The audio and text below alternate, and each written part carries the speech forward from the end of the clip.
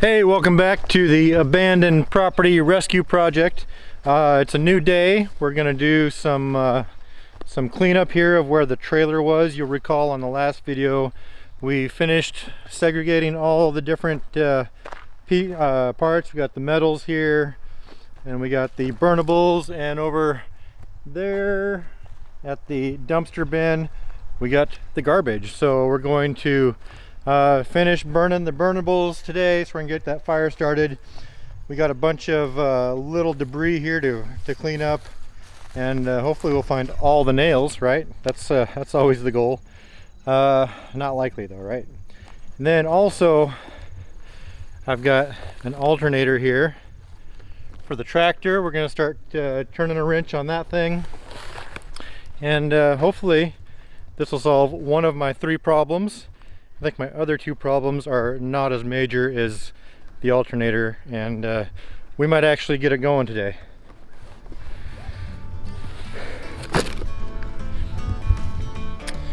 So let's start by getting this fire started.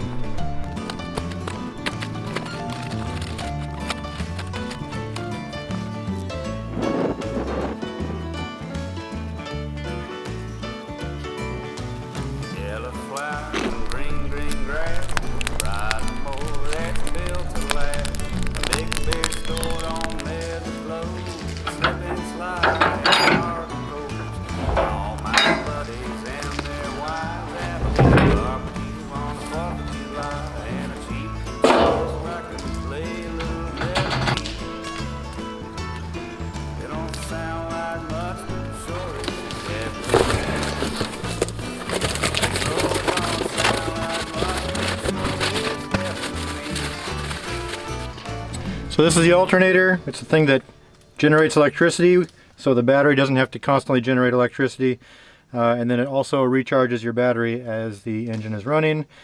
Pretty sure the one that I have in here is dead, so this one I picked up, and typically an alternator is about 150, 180, 200 bucks, but this, since it's on a tractor, industrial equipment, cost me $580. I believe the manufacturer is taking advantage of his customer because they can. Now I need to see about taking this one off, putting the pulley from that one onto this one, because there's a belt here that is turned by the engine, and then getting it installed and getting the belt put on this pulley. So I'm going to go ahead and get started. By the way, I did unhook the battery already, so that's important.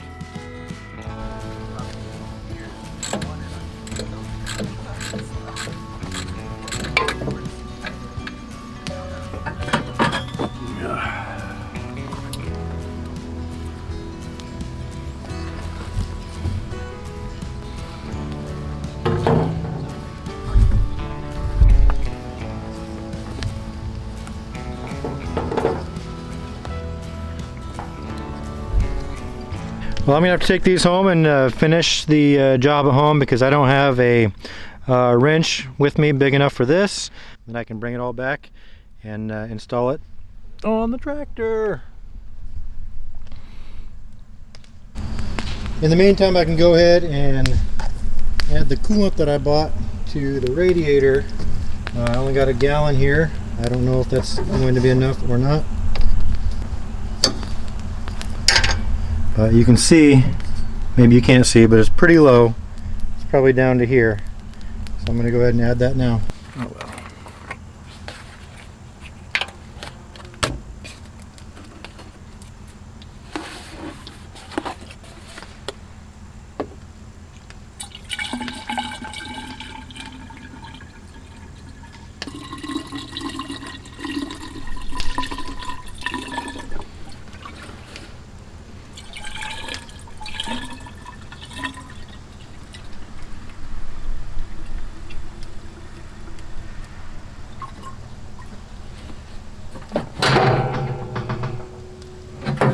Man, still really low. I'm gonna need at least another gallon, maybe 2, I don't know. But hopefully the fact that the radiator coolant was low hopefully that was my only problem. I don't have to change out the thermostat, which is located inside this little housing right here. So yeah, I'm gonna take these parts home and try to get the pulley changed over and bring it back and hopefully get it installed real easy.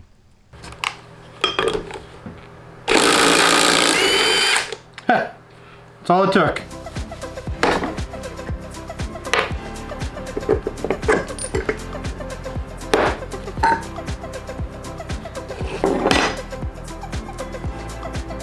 This is trash.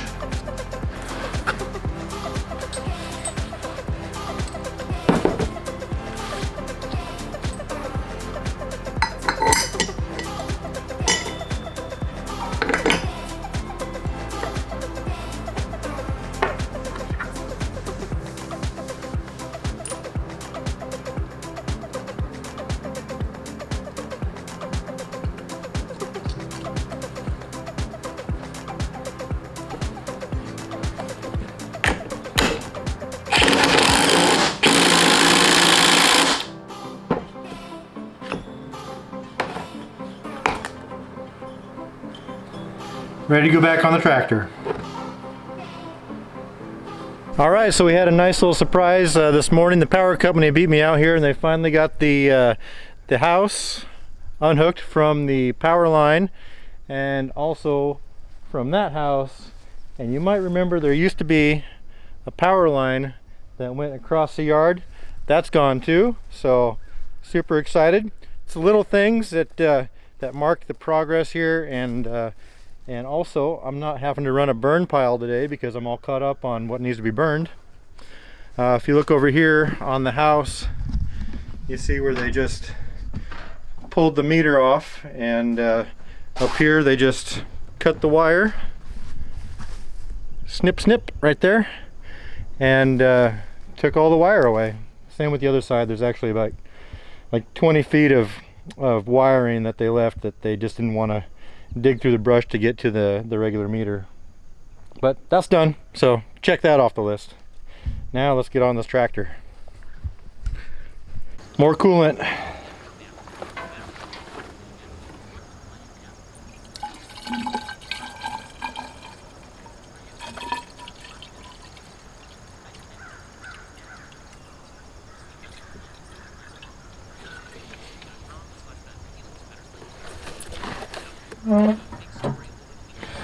So that's 2 gallons, so we were definitely low, and we're gonna go with the 3rd gallon now.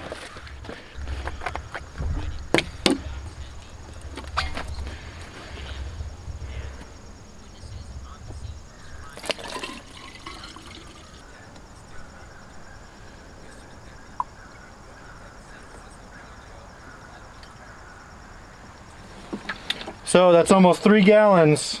So I probably have a radiator leak somewhere.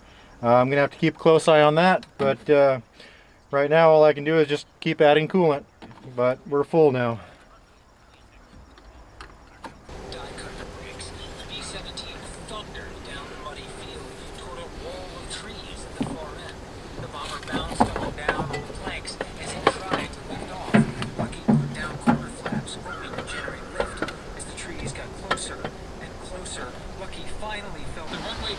Slipped away when he felt the wheels come off the tarmac, but instead of raising up, the bomber sank down as the runway ended.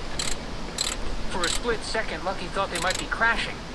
Then he remembered how his squadron's mate's planes lumbered down the runway and never seemed to climb into the sky, instead skirting above the waves until they were out of sight.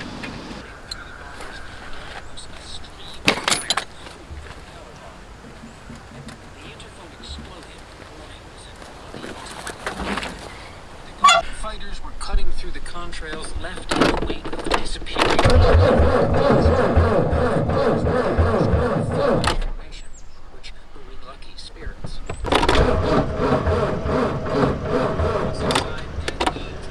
Disappeared only to be replaced with tough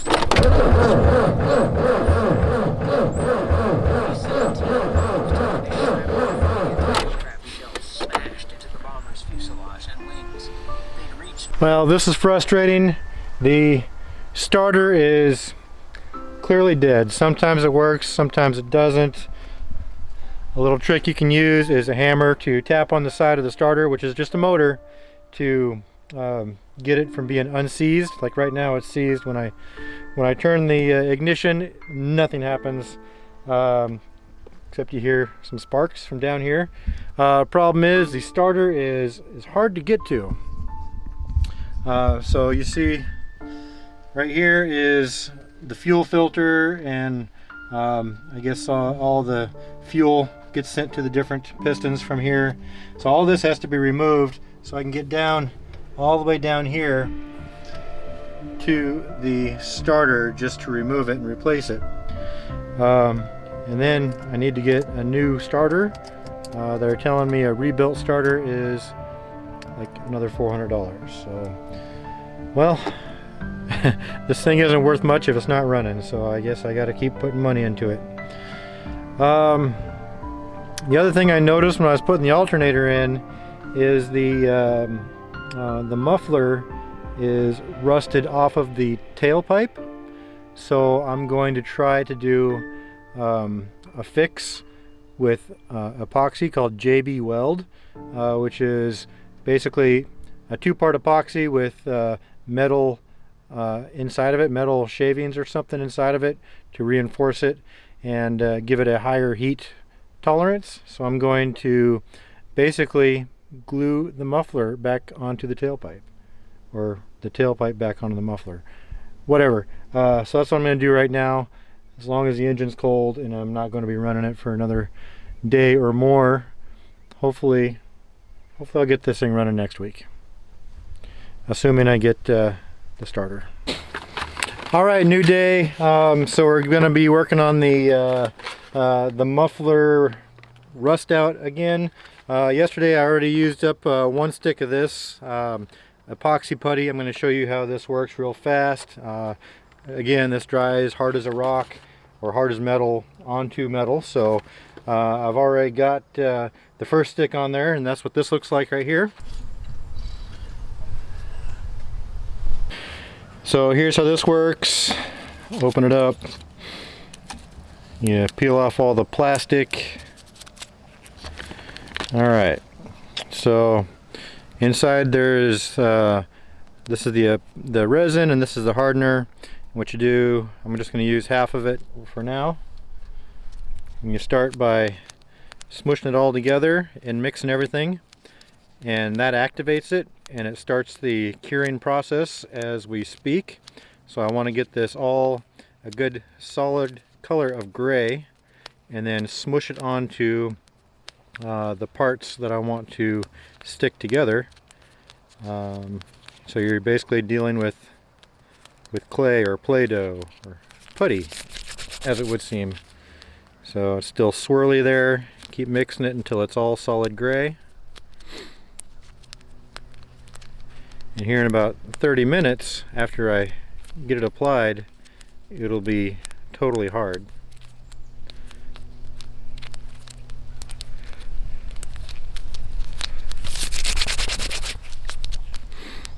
Almost there.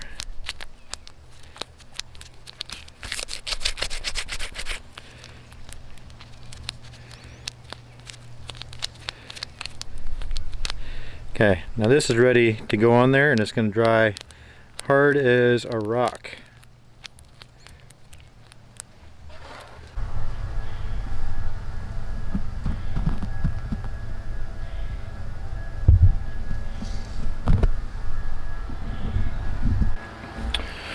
Now it's time to order that starter.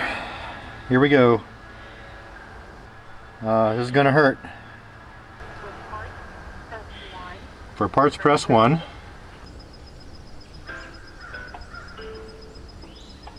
I'm on hold, of course.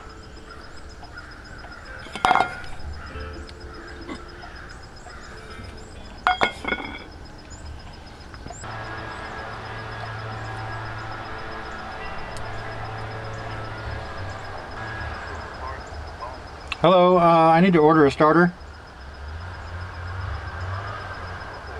JCB 185 Skidsteer, 1998. Okay, you ready? Last how many? 7. Okay. 1, 2, 3, 4. It's 0, 7, 4, 6, 6, 2, 6.